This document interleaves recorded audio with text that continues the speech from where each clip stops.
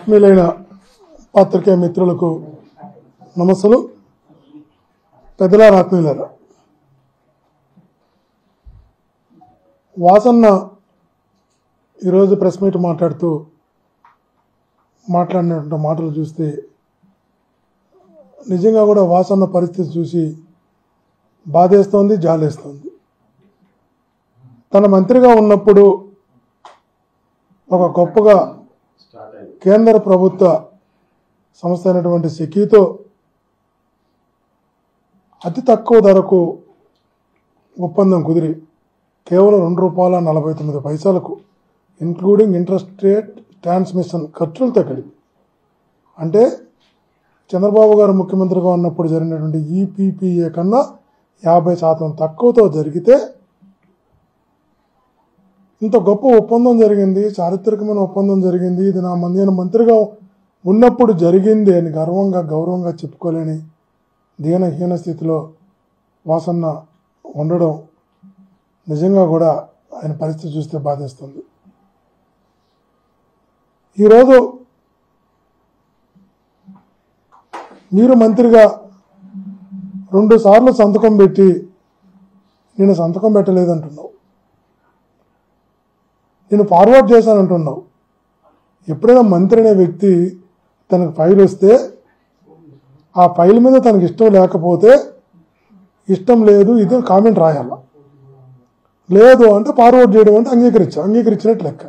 తను ఫార్వర్డ్ చేశారు అని అన్నారు. ఇన్ని ప్రిన్సిపల్గా తీసుకున్న వాటిపైన సంతకం చేశారు. ఆ రోజుకి అప్రూవ్ చేయకుండా మళ్ళా మీరన్న శ్రీకాంత్ గారితోనే కమిటీ వేశారు. కమిటీ రిపోర్ట్ వచ్చిన తర్వాత మళ్ళా సంతకం చేశారు.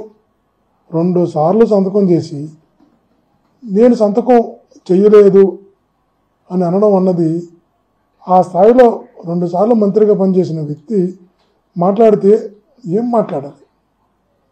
మంత్రివర్గంలో తీసుకున్న నిర్ణయం కరెక్ట్ నిర్ణయం కాదా? చెప్పండి. ఏ ముఖ్యమంత్రి అని చెప్పండి. అసలు ఏం మాట్లాడుతున్నాడో అర్థంగా ఉండాలి. పాలసీల గురించి మీరు మాట్లాడితే ఖచ్చితంగా మేము కూడా పాలసీల గురించే మాట్లాడతాం. నువ్వు మా నాయకుడి గురించి వ్యక్తిగతంగా మాట్లాడినప్పుడు అదేవిధంగా మేము కూడా మాట్లాడడం జరుగుతుంది. నువ్వు పర్సనల్గా వ్యక్తిత్వ హననం మా నాయకుడికి నువ్వు చేయాలనుకున్నప్పుడు ఎవరినో మరలా చెప్తున్నా, ఎవరో మెప్పు పొందడం కోసం, ఎవరినో మెప్పించడం కోసం, ఏదో ఒక రకంగా వాళ్ళందరికీ దగ్గరై అక్కడ ఎదగడం కోసం మీరు మా నాయకుని వ్యక్తిత్వ హననం చేయడానికి ప్రయత్నిస్తే, స్వార్థంతో మీరు చేసినప్పుడు, స్వప్రయోజనాల కోసం మీరు చేసినప్పుడు, ఆరోపణలు చేసినప్పుడు, వాస్తవాలు మాట్లాడకుండా మేము ఎలా ఉంటాం వాసన్న? ఒక్కసారి ఆలోచించు. మీరు చెప్తున్నారు, ఒక మాట అంటున్నావు, చెవిరెడ్డి భాస్కర్ రెడ్డి చిత్తూరు నుంచి వచ్చారు అని. నేను అడుగుతున్నా, చిత్తూరు నుంచి ఒంగోలుకు వచ్చారు అని. నేను మిమ్మల్ని అడుగుతున్నా వాసన్న, మీరు కొండేపు నుంచి ఒంగోలుకి ఎలా ఎందుకు వచ్చారు అని అడుగుతున్నా. మీ నియోజకవర్గం కొండేపు కదా, ఒంగోలుకు వచ్చి ఎందుకు పోటీ చేశారని అడుగుతున్నా. అదే మీ నాయకుడు పాలకొల్లు నుంచి పిఠాపురం ఎందుకు వెళ్ళాడు అని అడుగుతున్నా. మీ కూటమిలో ఇంకొక ప్రముఖ నాయకుడు చంద్రబాబు నాయుడు గారు చంద్రగిరి నుంచి కుప్పం కిందకి వెళ్ళారు, లోకేష్ గారు చంద్రగిరి నుంచి మంగళగిరికి ఎందుకు వెళ్ళారు, కడప నుంచి సీఎం రమేష్ గారు అనకాపల్లి ఎందుకు వెళ్ళారు, ఈ కృష్ణా జిల్లా నుంచి పురంధరేశ్వరి గారు రాజమండ్రికి ఎందుకు వెళ్ళారు? చెప్పండి, అది కూడా అడగండి. ఇంతటికి మీ దోస్తు మాగంటి శ్రీనివాసరెడ్డిది ఒంగోలు జిల్లానా, నెల్లూరు జిల్లా కదా, తను ఎందుకు వచ్చాడు? మీరు వెళ్ళింది నిజం కదా కొండవైపు నుంచి ఒంగోలుకి? నేను ఈరోజు చెప్తున్నా, జగన్మోహన్ గారు నన్ను ఒంగోలుకు పంపించినప్పుడు ఎంపీగా పోటీ చేయమని మీతో పాటు అందరూ ఉన్నారు. మాగంటి శ్రీనివాసరెడ్డి గారికి వైఎస్ఆర్సీపీకి ఎమ్మెల్యేకి ఓటేస్తే ఎంపీకి వైఎస్ఆర్సీపీ వాళ్ళు కూడా మాగంటి గారు ఓటేస్తారని చెప్పారు. మీతో పాటు అందరూ చెప్పారు. మీరు మా ప్రముఖం, మీరు కూడా అన్నారు. అంటే ఎమ్మెల్యేకి మీకేస్తే ఎంపీకి క్రాస్ ఓటింగు మాగంటకు పడుతుంది అని మీరు కూడా అన్నారు.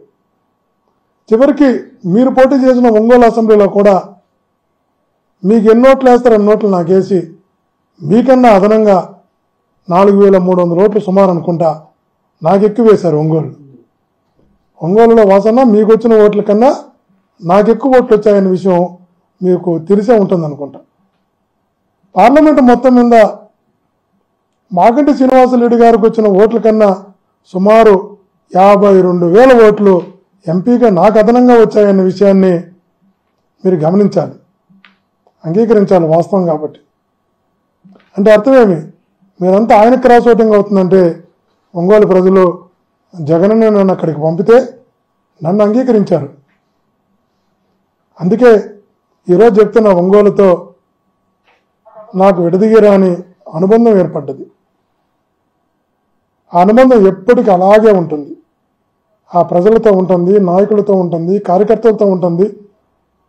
ఏ చిన్న కార్యకర్తకు ప్రజలకు మా నాయకులకు ఇబ్బంది వస్తే ఖచ్చితంగా ఒక బ్యాక్ బోన్గా వాళ్ళందరికీ అండగా నిలుస్తాం.